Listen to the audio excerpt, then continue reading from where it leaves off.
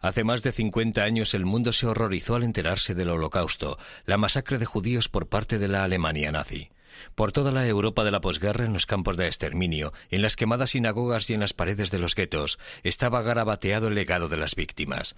Fuimos asesinados. Vengadnos, acordaos de nosotros. Algunos de los supervivientes se unieron dispuestos a castigar a una nación de asesinos por lo que le habían hecho a sus familias. Esta es su historia.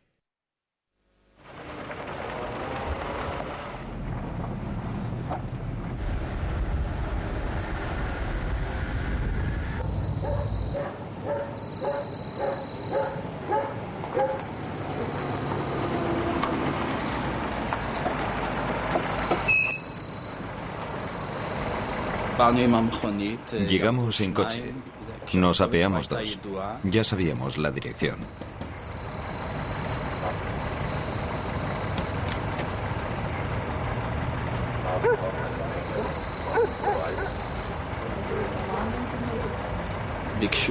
Preguntamos por el hombre y dijimos que querían verlo para interrogarlo. Habitualmente no ofrecían resistencia. Llegábamos, lo deteníamos y nos lo llevábamos. Por lo general íbamos disfrazados de policías militares para no despertar sospechas.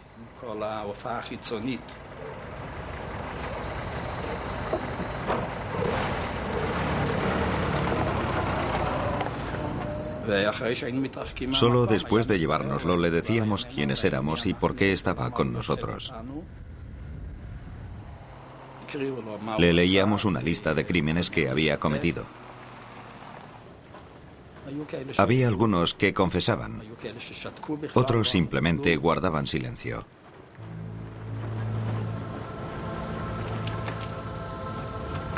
Y luego llegaba el juicio.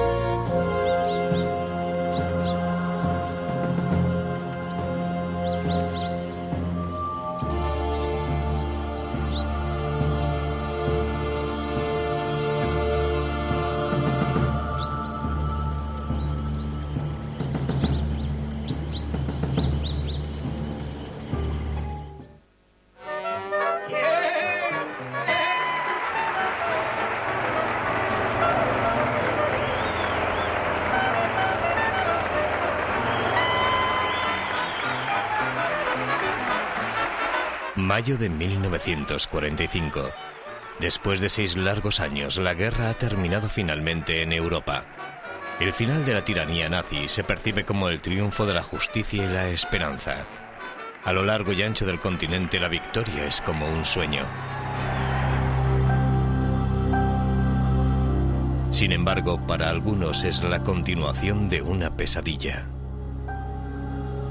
En la guerra total que los nazis habían librado contra ellos, los judíos lo habían perdido todo. Habían perdido su identidad, su dignidad y cualquier sensación de esperanza. La victoria solo pone de relieve su tragedia.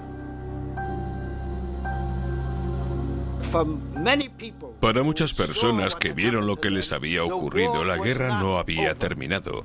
Para ellas decían, la guerra continuaba.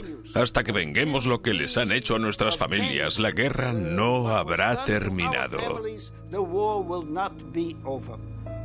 Queríamos vengarnos. Era la súplica de todos aquellos millones de personas que habían destruido.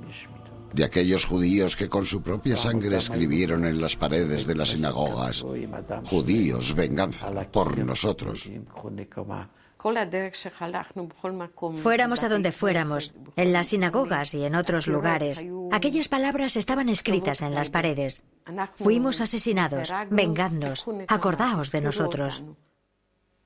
Aquellas peticiones de venganzas estaban escritas con sangre, con su propia sangre, y la mayor parte de nosotros estábamos convencidos de que habíamos sobrevivido solo para vengarnos.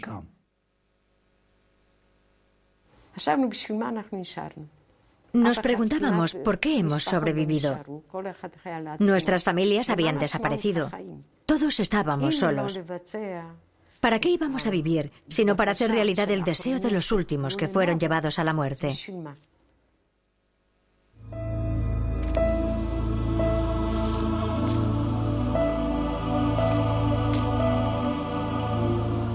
Con los aliados al mando, el alcance de las atrocidades cometidas por los nazis llega al dominio público.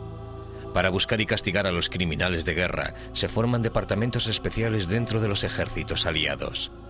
Realizan interrogatorios y celebran juicios con las sentencias más severas para aquellos que hayan sido declarados culpables.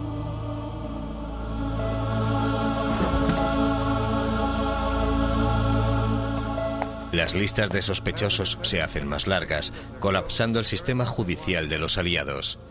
Aunque millones de prisioneros de guerra alemanes son procesados y liberados, la falta de tiempo y de dinero evita que detecten a los criminales de guerra. Algunos de los más notorios consiguen huir. Los europeos miran hacia el futuro, hacia la reconstrucción de su devastada infraestructura. Saldar cuentas del pasado, en especial las que exigen los judíos, no es lo prioritario. Lo único que pueden hacer los judíos es observar mientras los responsables del Holocausto huyen, llevándose con ellos toda posibilidad real de hacer justicia. Durante los largos años de la guerra, muchos jóvenes judíos se alistaron voluntariamente en el ejército británico. Los judíos de Palestina habían presionado al ejército británico para que creara un cuerpo independiente de judíos. Finalmente, el 20 de septiembre de 1944, se formó una brigada entera de judíos bajo mando judío y bajo una bandera hebrea.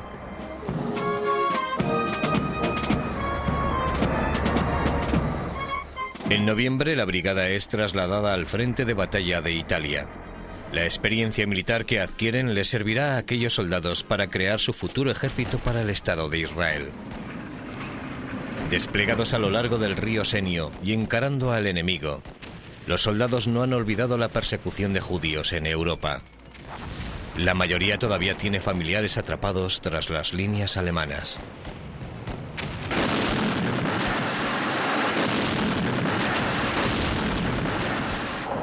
En mayo de 1945, al final de la guerra, los soldados judíos están estacionados en la ciudad italiana de Tarvisio, cerca de la frontera con Yugoslavia y con Austria. Están ansiosos por ser enviados a la Alemania conquistada como parte de las fuerzas de ocupación aliadas. Pero la orden para hacerlo no llega jamás. Su destino, al parecer, está reservado para otro propósito.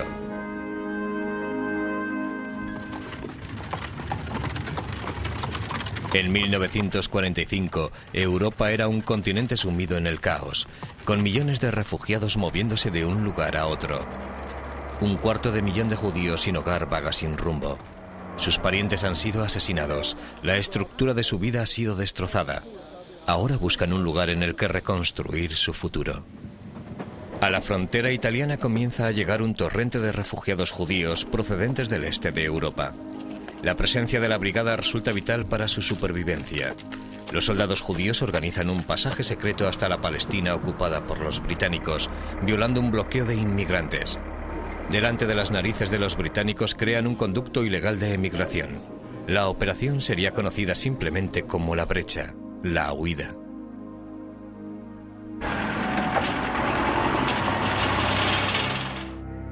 Desde su base, algunos soldados salen en busca de familiares desaparecidos, viajando hasta llegar a Polonia. Otros llegan a los campos de concentración liberados recientemente. En Mauthausen, Ebensee y Bergen-Belsen, lo que ven les deja marca y quedan obsesionados por lo que ahora saben.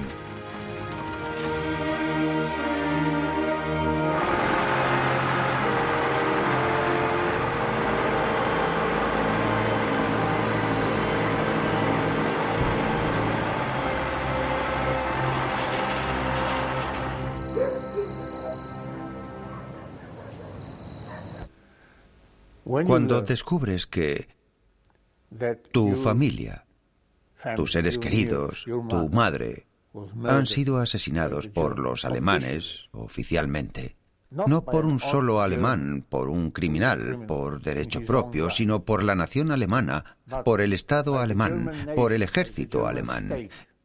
Quieres vengarte de toda la nación alemana, o de todo el ejército alemán, o de cualquiera. Quiero decir que dentro de 50 años el sentimiento será menos intenso debido al tiempo que habrá pasado.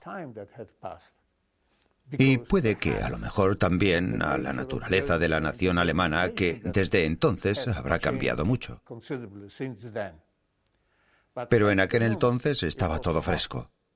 Sabía que si encontraba a un soldado alemán, podía ser el que había asesinado a mi madre, y era muy natural que quisiera matarlo. Lo admito y no me avergüenzo de ello. Al regresar a la base, la necesidad de vengar aquellos crímenes consume a muchos de los soldados. Creen que los alemanes deben ser castigados por lo que han hecho. El nuevo grupo de vengadores se pone en contacto con los servicios de inteligencia militar británico y estadounidense. Los aliados proporcionan a los soldados judíos listas de los nombres de los oficiales de la SS. La gente de la brigada, aquellos que alegaban ser de la brigada, pasaron por nuestras zonas y estuvimos en contacto con ellos. Me imagino que algunas de las listas se las había proporcionado la OSI, Oficina de Influencia Estratégica. Las listas no eran un gran secreto, estaban en manos de todos los agentes prácticamente. Lo más importante realmente era encontrar a aquellas personas. Muchas de ellas sabían que su vida corría peligro. Estábamos bastante entusiasmados con la idea de que no era imposible. Se les había dado información a personas que se habían centrado exclusivamente en buscar a algunos de los personajes más atroces.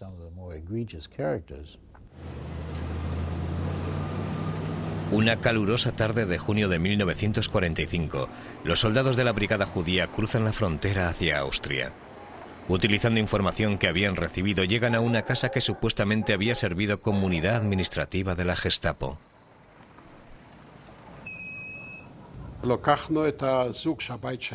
Cogimos a la pareja a quien pertenecía la casa y empezamos a interrogarlos. Sin un atisbo de vergüenza, la mujer dijo que había sido la responsable de la confiscación de las pertenencias de judíos austriacos e italianos. Decidimos liquidarlos. Y entonces el hombre dijo: caballeros, cooperaré y haré lo que quieran. Queremos vivir, nos dijo. Conozco a gente y estoy dispuesto a confeccionar una lista.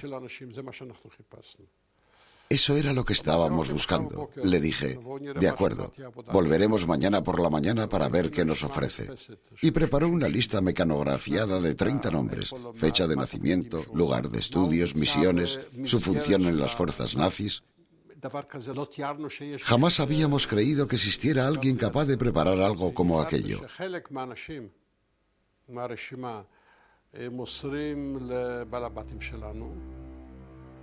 Decidimos pasar algunos de aquellos nombres a nuestros jefes, a los de inteligencia de la brigada. Pero de los más importantes, de los de verdadero peso, nos encargaríamos nosotros. Al amparo de la noche se disponen a localizar a su objetivo. El procedimiento es sencillo. Disfrazados de policías militares, los vengadores llegan a la casa de un sospechoso o a su escondite. Le ordenan que los acompañe para ser interrogado y ya no regresará nunca. Los jefes de dichos grupos son Israel Karmi, responsable de recabar información de inteligencia y futuro coronel de las fuerzas de defensa israelíes. Mayer Sorea, organizador y verdugo que se convertiría en un importante general de las IDF, Fuerzas de Defensa Israelíes. Jaim Laskov, responsable de logística y planes operativos, futuro jefe del Estado Mayor de las IDF. Y muchos otros que tendrían papeles clave en la historia del Estado de Israel. Los componentes de los Vengadores trabajan totalmente en secreto. Solo unos cuantos de su círculo de allegados conocen la totalidad de sus actividades. Uno de los verdugos es Seth Keren, que posteriormente pertenecería al Mossad israelí. En aquel entonces estábamos dispuestos a eliminar alemanes, es decir, a cambiar los papeles y hacerles a ellos, aunque no del mismo modo, por supuesto, lo que les habían hecho a los judíos europeos. Las unidades de liquidación operan en un radio de 100 kilómetros alrededor de Tarvisio. Funcionar como una división dentro del ejército británico les proporciona una buena tapadera. Utilizan vehículos y documentos militares y disfrutan de una libertad ilimitada de viaje. Realizan sus misiones en lagos, ríos y bosques remotos y en zonas desiertas. La realizan sin dejar rastro alguno de sus actividades. Nuestra meta era ejecutarlo. Entrábamos en un bosque, en un sitio predeterminado, y era yo quien lo eliminaba. Lo hacía estrangulándolo. Cuando el hombre caía en mis manos era su último momento. Respiraba unas cuantas veces más y estaba muerto. Hacíamos todo lo posible para asegurarnos de que no encontrasen el cadáver en el bosque. Siempre llevábamos algún tipo de lastre con nosotros, barras o cadenas.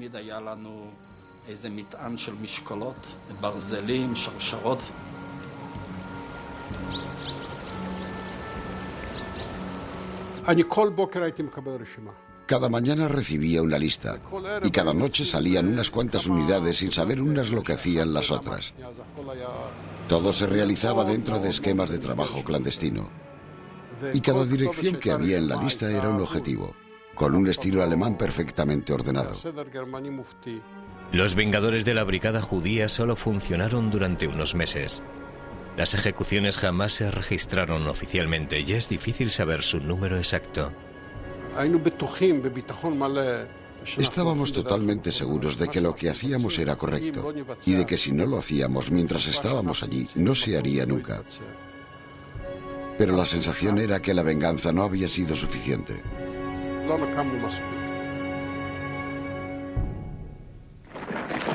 Meses después de la guerra, los aliados aceleran la puesta en libertad de prisioneros alemanes. Para aquellos que más sufrieron a manos de los nazis, la justicia parece estar desvaneciéndose.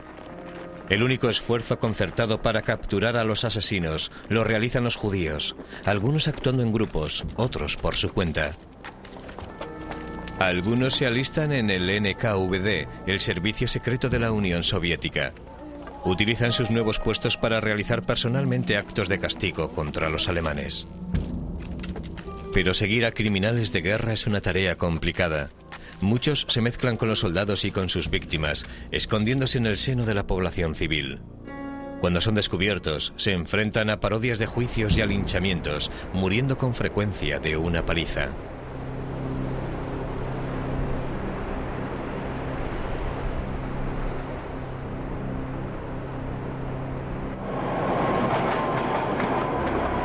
En Austria, un grupo de agentes de inteligencia del Haganah, el ejército judío clandestino de Palestina, envía a un agente a Viena.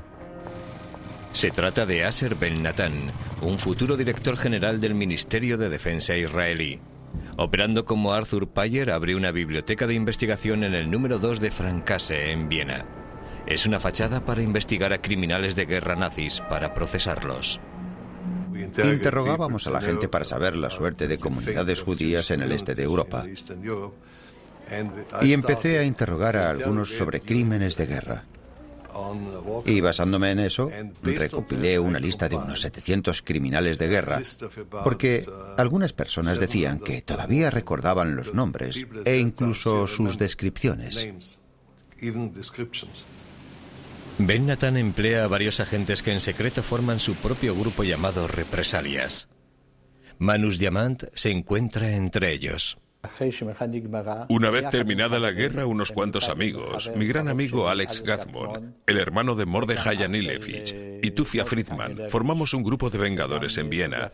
En aquella época todavía no había una policía eficaz ni tribunales, por lo que ejercíamos de tribunal de campo para los criminales alemanes, para los asesinos, hombres de la Gestapo, de la SS, a los que encontrábamos por medio de una lista que teníamos. Como superviviente del Holocausto, Manus Diamant consideraba la caza de nazis como la realización de una convicción personal. Su hermano Shmuel había sido asesinado en Auschwitz. Manus también jugaría un importante papel en la captura de Adolf Eichmann, uno de los cerebros de la solución final. Manus había descubierto a la amante de Eichmann, que vivía en el pueblo de Urfahr, en Austria. Haciéndose pasar por un amigo de Eichmann, consiguió hacerse con una fotografía de su amante, una parte esencial para su captura final. En el cercano pueblo de Badehaus, en el norte de Austria, Manus y sus camaradas reparan en el escaparate de una tienda de antigüedades. En él estaban expuestos artículos judíos, decorativos y religiosos. Una amistosa conversación con el dueño revela cómo las robó en un hogar judío, después de dar muerte a los residentes.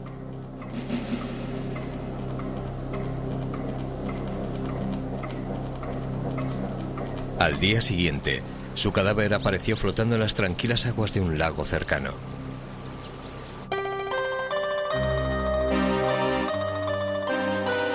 Tras la guerra, luchadores supervivientes de los guetos, activistas y partisanos se unen para formar el mayor y más significativo grupo de judíos, jurando vengarse en nombre de su pueblo. Aunque durante la guerra muchos estaban separados en distintos movimientos ideológicos, ahora están unidos por el legado de las víctimas.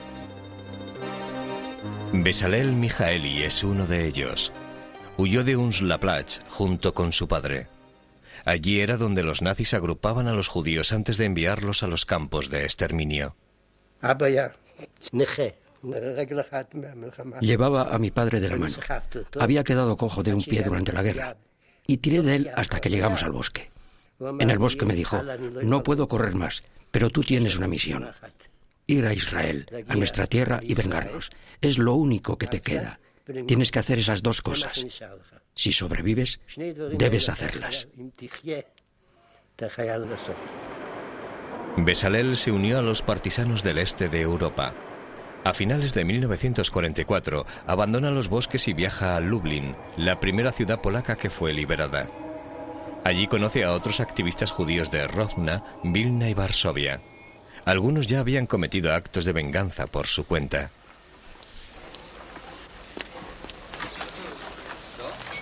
Encuentran refugio en un edificio abandonado en el número 58 de la calle Fisinskigo, donde comparten las pocas pertenencias que poseen. En Lublin conocimos a personas procedentes de toda Rusia.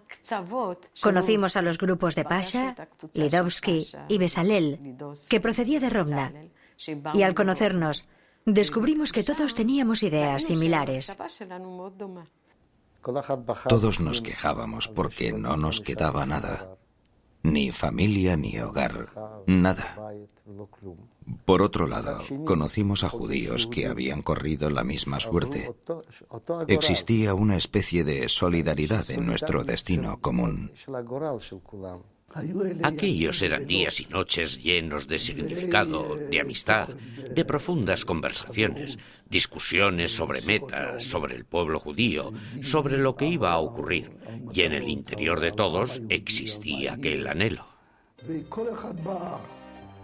En esta casa, en la vieja ciudad de Lublin, se planea el futuro. El grupo acuerda acometer dos fases. La primera será reunir a los judíos que quedan en Europa y trasladarlos a Palestina. La segunda será vengarse. Ya nos habíamos prometido a nosotros mismos en el bosque que no abandonaríamos este enorme cementerio que es Europa sin antes haber realizado un acto que valiera la pena y que asombrara al mundo. Queríamos que nuestra venganza fuera equivalente a la magnitud de la catástrofe, a la magnitud de la destrucción que los alemanes habían causado a los judíos. Era el castigo natural que merecía el asesino, y el asesino era el pueblo alemán, no un alemán concreto. El grupo se transforma en una organización clandestina. Su líder es Abba Kofner, un poeta y comandante partisano de Vilna. Kofner es una de las figuras más destacadas de la resistencia judía en el este de Europa. Antes de la guerra ya había pertenecido a un movimiento sionista radical. Hacia finales de la guerra dirigía al grupo de huida Brecha, que llevó a miles de judíos clandestinamente a la Tierra Santa. En palabras del propio Kofner, para arrancar las raíces de la tierra del Holocausto y volver a plantarlas en la tierra de los vivos.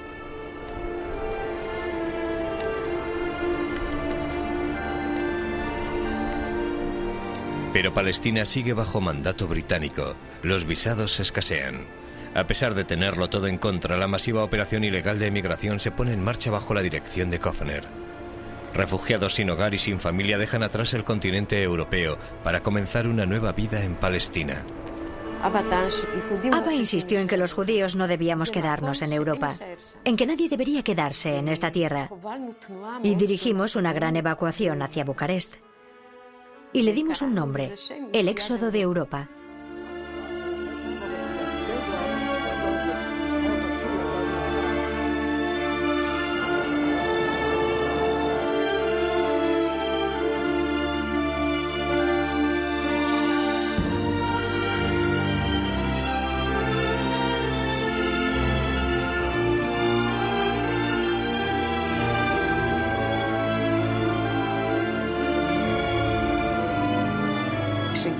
Cuando llegamos a Bucarest, entramos en contacto con la brigada judía estacionada en Italia. Y cuando vimos que la brigada estaba trabajando intensamente para llevar ilegalmente judíos a Israel, decidimos que ya habíamos hecho la parte que nos correspondía en aquel campo y que ahora nos centraríamos en la venganza. En Bucarest, 2 planes para el acto de venganza están ya ultimados. El plan A consiste en el envenenamiento del suministro de agua de varias ciudades alemanas. Morirán cientos de miles de personas. El plan B se centraría en los prisioneros de la SS retenidos por los aliados en campos de prisioneros de guerra, con una operación de envenenamiento en masa.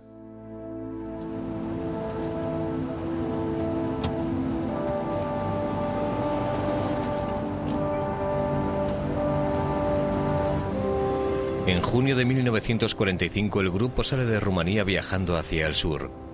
Su número ronda los 60 tras haberse unido otros a ellos en Bucarest. Bajo el mando de Abba Kofner llegan a la frontera italiana en la que está estacionada la brigada judía.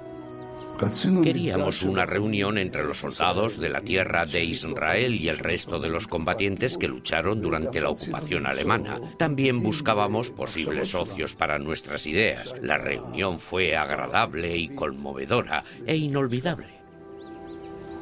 Los soldados judíos escuchan mientras los partisanos hablan de sus experiencias en la guerra.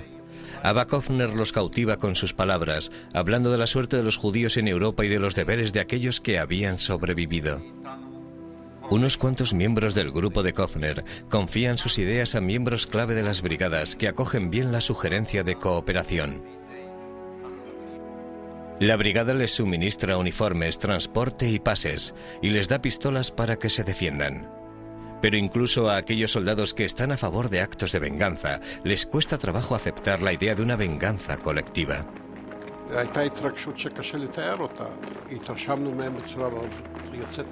Nos habían causado una impresión excepcional, pero el método de venganza que habían decidido aplicar no era aceptable en absoluto para nosotros. Con el paso del tiempo, iba a quedar claro que futuras confidencias hechas a la brigada sobre aquellos asuntos acabarían volviéndose contra ellos. Pensamos que podíamos contar con su ayuda, pero, en mi opinión, en cierto modo, fue un error. Dijeron que no podían aceptar la responsabilidad de un acto tan terrible. Tratándose de algo tan grave, sería mejor que lo supieran la comunidad judía de Palestina y sus líderes. La brigada le aconseja a Kofner que busque apoyo para su grupo en Palestina. Aunque le resulta difícil irse en un periodo tan crucial, también es cierto que se siente obligado a actuar solamente con un amplio consenso. En Palestina, Kofner intentará obtener además una cantidad de veneno suficiente. En agosto de 1945, Kofner zarpa hacia Egipto y desde allí a Tel Aviv. Sus compañeros abandonan Italia para encargarse del trabajo preliminar de la operación. Establecieron en París su cuartel general. Pasa es el jefe durante la ausencia de Kofner. Pasa es un excomunista de Rófono y ha combatido con los partisanos en los bosques de Folín. Tras la liberación se alistó en el NKVD de la Unión Soviética en busca de criminales de guerra nazis.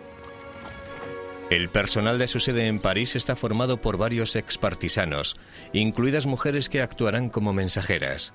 La esposa de Ava Kofner, Vitka, perteneció a una organización clandestina en Vilna y combatió como partisana en los bosques de Rodniki. En el bosque yo comandaba una patrulla. Es muy raro ver mujeres combatientes. En realidad fue gracias a Ava, que insistió en que las mujeres dispusieran de la posibilidad de participar en las batallas. El responsable de la financiación del grupo es Poldek. En su nativa Cracovia, Poldek había luchado en el gueto. Capturado por los alemanes, fue enviado a Auschwitz. Se escapó de una marcha de muerte. Poldek es enviado a Italia. En el próspero mercado negro de Milán, intercambia con éxito dinero falso y manda sus ganancias al grupo de París. Nuremberg, Alemania, la cuna del partido nazi, es el primer objetivo del plan. Menahem, nativo de Lituania, es el jefe de la unidad local. Había pertenecido al movimiento de resistencia de Vilna y había combatido como partisano en los bosques de Rodniki.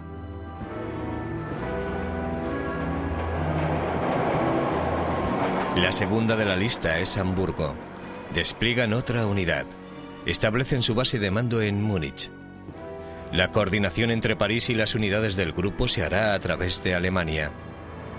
En Múnich, el jefe es Besalel, un expartisano y ayudante de Pasa.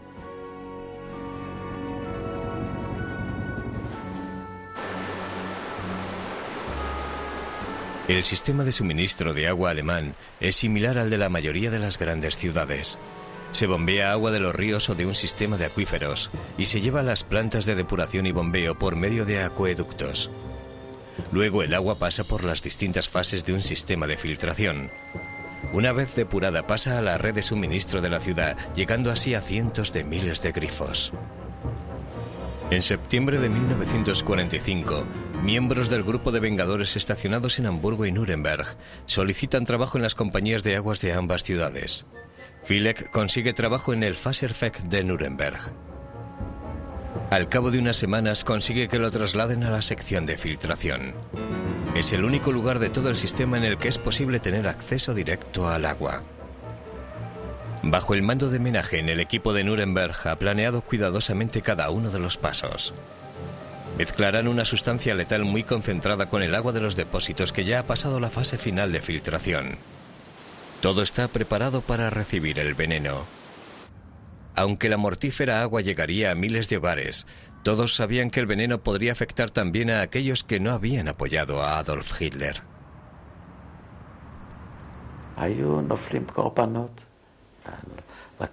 Habría víctimas inocentes, lo habíamos tenido en cuenta. Pero la idea consistía en matar alemanes en masa, como habían hecho ellos con nosotros. La misma matanza. Esto hay que analizarlo desde la perspectiva de aquellos tiempos. Creo que no se puede trasladar a una discusión de hoy en día. Creo que no sería apropiado discutir ese asunto hoy en día, y mucho menos con personas que no han pasado por todo aquello. Y es difícil exigir a las personas de la actualidad que se pongan en nuestro lugar en aquella época. Si estás sentado ante el televisor y alguien te habla de un acto de venganza tan aterrador, piensas, ¿qué clase de locos son esos? ¿Qué clase de idea es esa? Va en contra de todos los sentimientos liberales, pero no se puede ver de ese modo. Hay que verlo desde la perspectiva de aquellos que salieron arrastrándose de los crematorios.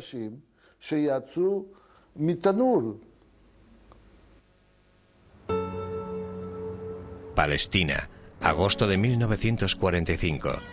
Al llegar, Kofner se reúne con diversos mandos del Haganah, revelando el plan A solo 3 de ellos. Le niegan su apoyo. Ante la perspectiva de una nación emergente, los líderes judíos de Palestina tienen unas prioridades muy distintas. A partir de entonces, Kofner tiene la cautela de mencionar solo el plan B, el envenenamiento de los hombres de la SS.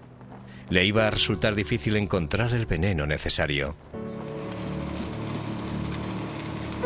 Pasan semanas y la misión de Kofner en Palestina se está demorando más de lo que se había pensado en un principio.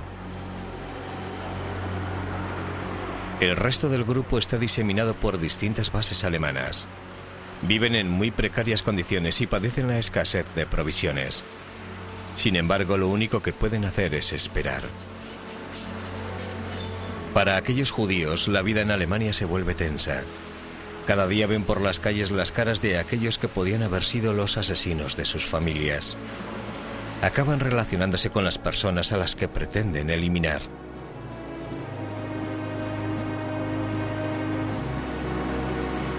El contacto diario es abrumador, la tensión casi insoportable.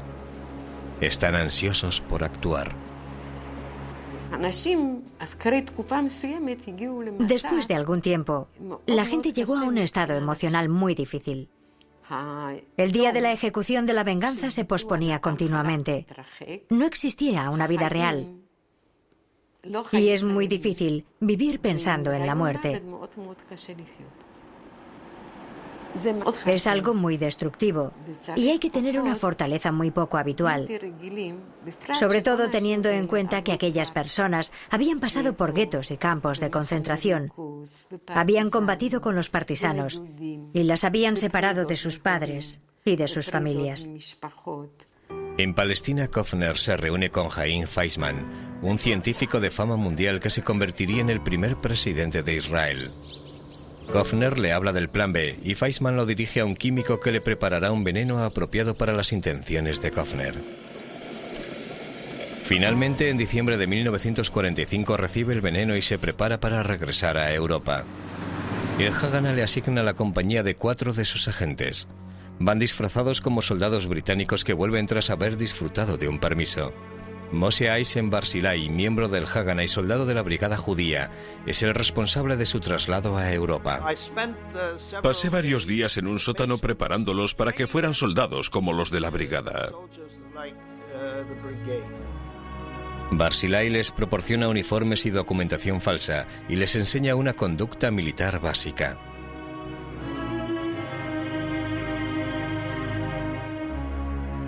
El 14 de diciembre de 1945, el vapor británico Napoleon zarpa de Alejandría hacia Tolón. Encubierta entre miles de soldados se encuentra Ava Kofner. La bolsa que lleva contiene el veneno empaquetado en botes de leche condensada. Kofner está ahora más cerca que nunca de alcanzar su objetivo. Durante 3 días el viaje transcurre sin incidentes. Pero justo antes de llegar al puerto de Tolón ocurre algo totalmente inesperado.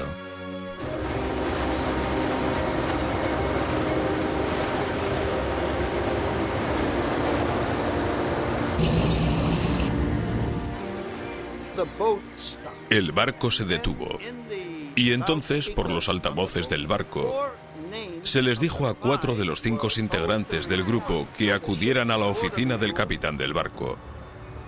Bajé corriendo y Ava Kofner me dio una bolsa y me dijo: en esta bolsa hay veneno.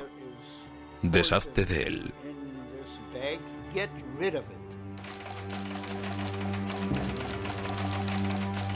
El 16 de diciembre reciben un telegrama en el cuartel general del Haganah en Tel Aviv, informándoles sobre la detención de Ava Kofner y otros 3 agentes. No hay indicación alguna sobre el paradero del veneno. El telegrama indica además que es probable que la detención de Kofner haya sido debida a un soplón. Alguien los había delatado. Muy pocas personas sabían los nombres que utilizaban en sus documentos. Yo, otra persona que me había ayudado con los documentos y quizá alguien más del Haganah. Su detención no fue más que otro truco. Incluso hoy creo que su detención fue otro truco más del Haganah. Temiendo que registren el barco, Barzilai se deshace de la bolsa que le había dado Kofner, arrojándola al mar.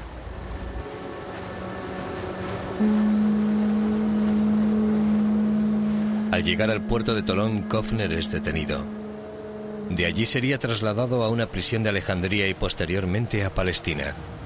Desde su celda, Kofner consigue hacer llegar un mensaje a sus camaradas de París.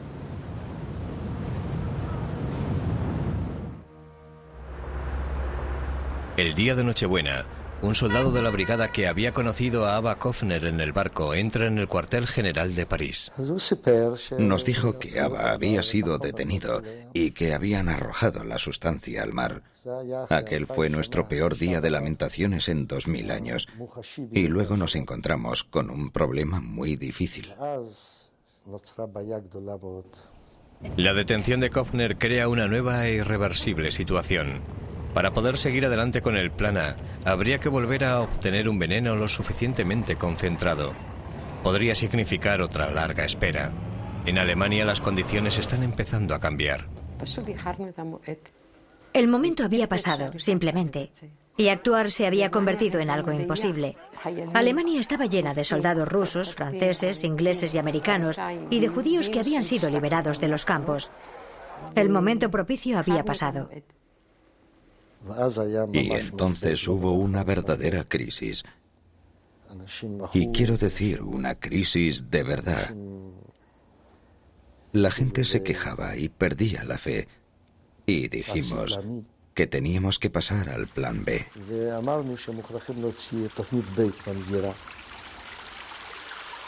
Cerca de Múnich se encuentra el pueblo de Dachau. Dachau, el primero de los campos de concentración nazis oficiales que se abrieron en marzo de 1933, es designado como uno de los objetivos del Plan B. Desde el final de la guerra ha sido convertido en un campo aliado de prisioneros para 30.000 oficiales de la SS. 2 miembros del grupo de identidad polaca consiguen trabajo en el interior del campo. Observan cómo se realiza la entrega diaria de alimentos a los reclusos.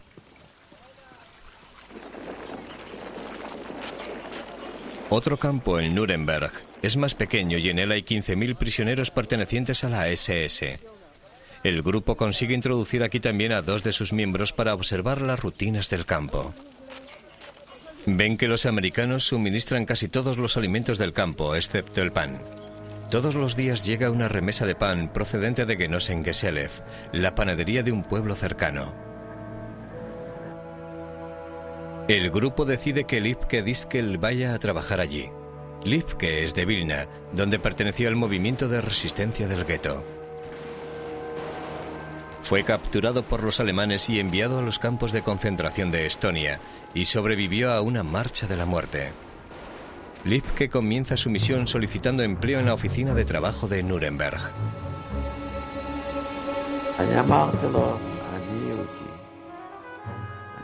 Le dije, soy judío, quiero continuar con la tradición de mis padres que eran panaderos y quiero trabajar en esa panadería concreta.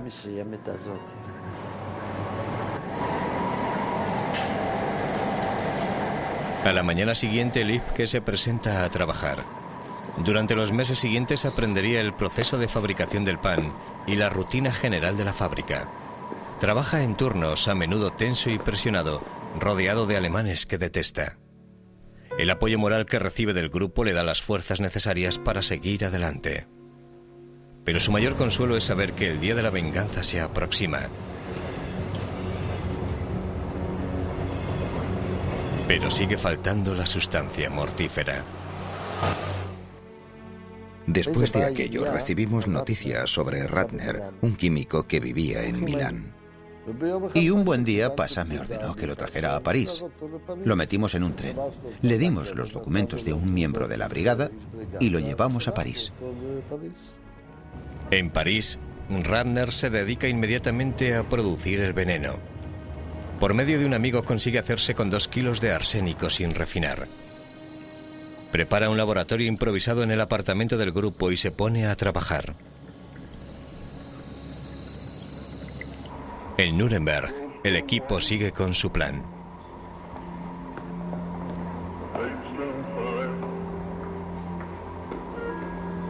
El meticuloso plan de venganza puede verse en este proyecto original para envenenar el pan. En él se ve el procedimiento operativo y los preparativos para distribuirlo en el campo de Nuremberg. Se ha fijado fecha para la operación. 2 días antes de disponerse a actuar, un informe recibido de Dachau los avisa de que los americanos se han enterado de su plan. Abandonan la operación Dachau, pero en Nuremberg están preparados para pasar a la acción. Es el 13 de abril de 1946, domingo de Pascua. Por la mañana, un amigo, Jacek, vino conmigo a trabajar y lo introduje en la fábrica. Lo llevé al tercer piso y lo metí en una de esas jaulas altas en las que meten los bollos de pan. Al cabo de unas horas llegó otro amigo, se llama Malek. También le dejé entrar en la fábrica y me dispuse a esperar que cayera la noche. Entonces empezamos a organizarnos. Cogí 2 baldes con los pinceles que había preparado. La técnica consistía en que uno mojaba los pinceles, yo le pasaba 2 bollos, él bañaba los bollos y yo volvía a ponerlos en su sitio para que nadie se diera cuenta de nada.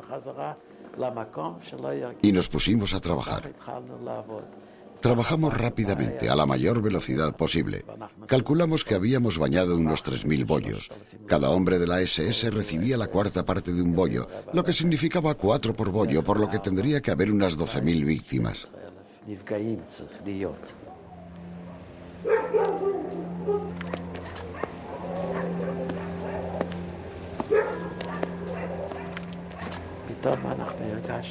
De repente notamos que los guardas se habían fijado en nosotros.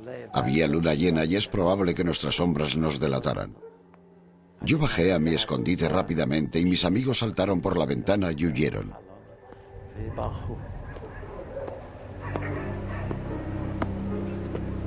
La búsqueda no revela nada. Los guardas dan por hecho que se trataba de unos ladrones que han huido.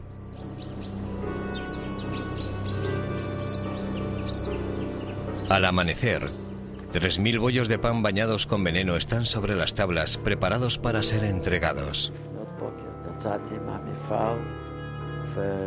Al amanecer salí de la fábrica y me reuní con mis amigos en el lugar que habíamos acordado. Julek estaba allí y un conductor con un taxi. Nos dirigimos en coche a la frontera checa.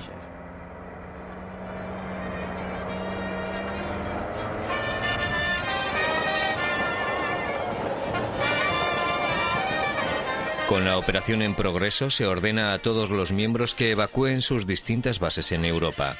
Ayudados por el Haganah, algunos llegan a una casa segura en las cercanías de Toulouse, en Francia, mientras otros huyen cruzando la frontera checa. Desde allí seguirán viaje hasta Italia.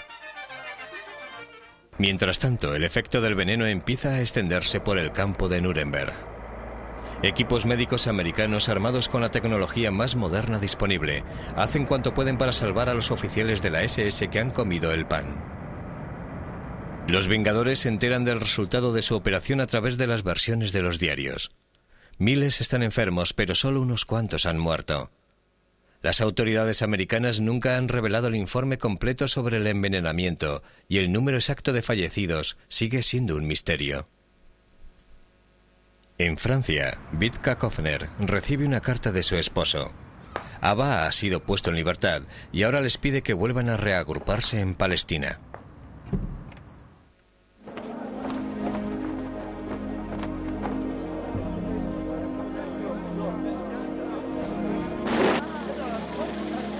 Después de varios meses en Italia, la brigada judía es trasladada a Bélgica. Los actos de venganza son menos frecuentes y casi cesan por completo. En 1946, la brigada se disuelve y los soldados regresan a Palestina, donde ya ha comenzado la lucha por la independencia de Israel. Vengadores individuales que trabajan independientemente o en las filas del NKVD también abandonan Europa para participar en la creación de su nuevo Estado. Finalmente, en 1946, todos los miembros del grupo de Vengadores llegan ilegalmente a las costas de Palestina. Se congregan en Kibbutz Ein HaJorés, donde Abba Kofner les da la bienvenida. Queda claro que no regresarán a Europa. Para muchos de los camaradas, fue difícil ir a Israel. Tenían la sensación de haber cumplido con su deber y en ciertos momentos incluso pensaron que Abba los había traicionado, tentándolos para que vinieran a Israel. Pero aún hoy estoy convencida de que de no haber venido a Israel, nos habríamos sentido destrozados por dentro.